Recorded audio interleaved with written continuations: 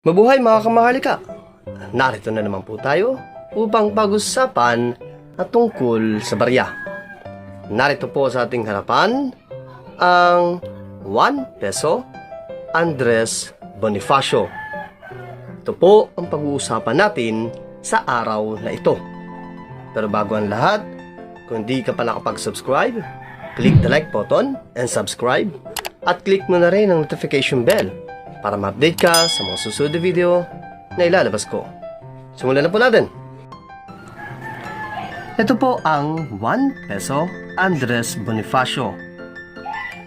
Ano nga ba ang dahilan kung bakit nila ito ginawa?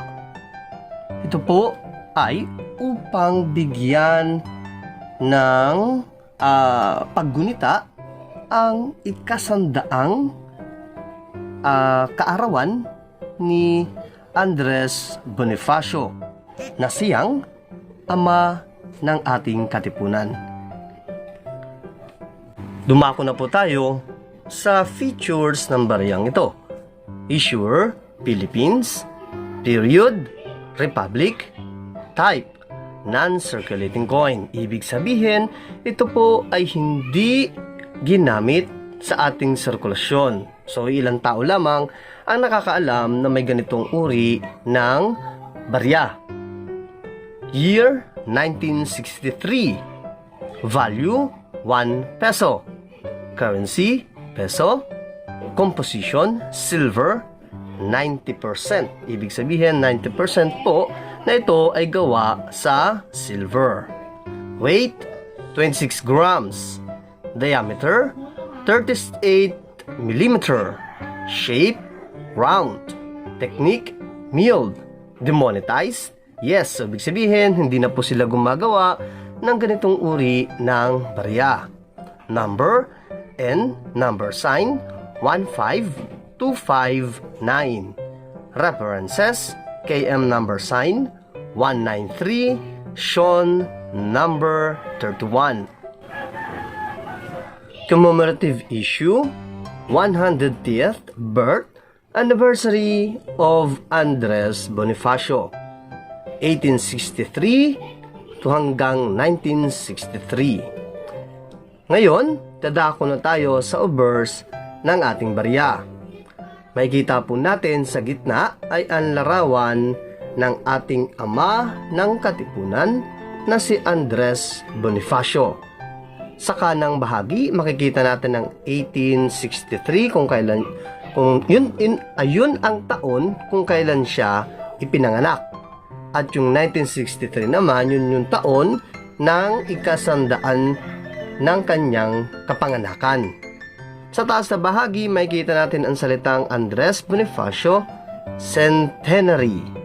Yan po. At sa baba ay National Hero. Ngayon, dadako na tayo sa reverse ng ating barya. Sa gitna, makikita natin ang sagisag ng Pilipinas na may nakasulat na Republic of the Philippines. Sa taas na bahagi, nakasulat ang Central Bank of the Philippines. Ito po ang pangalan ng Bangko Sentral ng Pilipinas bago ito pinalitan. Sa baba, nakalagay ay 1 peso.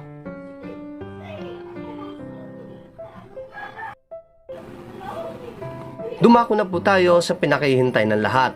Magkano nga ba ang ganitong uri ng barya? So ayon kay numista, meron siya nakalagay na taon 1963. Ibig sabihin, itong taon lamang na ito, ginawa ang baryang ito. Sa mga sumunod ay hindi na po gumawa ng ganitong uri ng commemorative coin.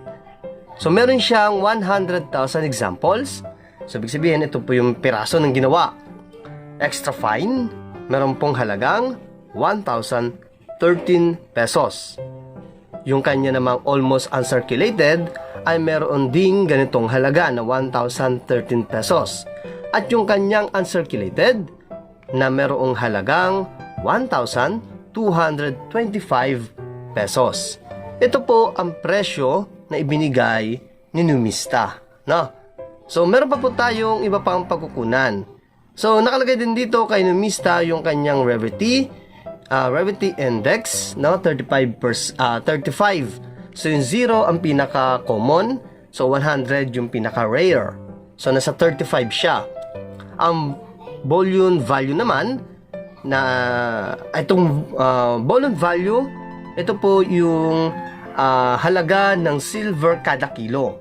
So ito po ay merong weight na 26 grams. Ibig sabihin, ito po ay nagkakahalaga ng 861.30 pesos. Yan po. So, yun po yung halaga ng silver sa ganung bigat, no? 26 grams. Pero syempre, no, dahil ito ay commemorative coin, hindi po ito tawag doon, may tawag doon, no, na yung silver lang. Kaya hindi po basta ito nagkakahalaga 861, no? So mas mahal pa dito, mas mahal pa yung ganitong uri ng barya. Dumako naman tayo sa eBay. So sa eBay, meron po tayo ditong sisimulan natin sa pinakamababa. So meron po tayong $26. So sa eBay po ito, ha. Ang palitan ngayon ng dollar, ngayong araw na ito, ay merong 52.96 pesos. Ngayon, kung ita-times natin yung 26 sa 52.96 pesos, ibig sabihin, ito po ay binibenta ng 1,376.96 pesos. Na, yun po yung pinakambaba. Sumunod ay ang $98. Kung ta-times natin yan sa palitan ng dollars ngayon sa piso, ito po ay nagkakahalaga ng 5,190 pesos 0.08 centavos. So, yun po yun. At yung sumunod naman ay $138.80. Times natin sa palitan ng dollar ngayon sa piso, ito ay nagkakahalagang 7,350 pesos 0.84 centavos. At ang pinakamahal ay ang $697. Times natin sa palitan ng dollar ngayon sa Pilipinas, sa peso, ito po ay nagkakahalaga ng 36,913.12 centavo. No?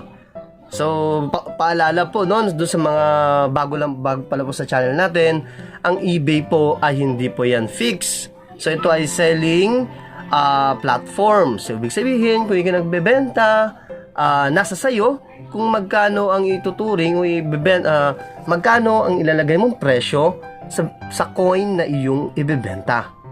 Hindi po siya fixed price, no? Okay, so ang pinakamalapit natin na price talaga ay yung kay numista.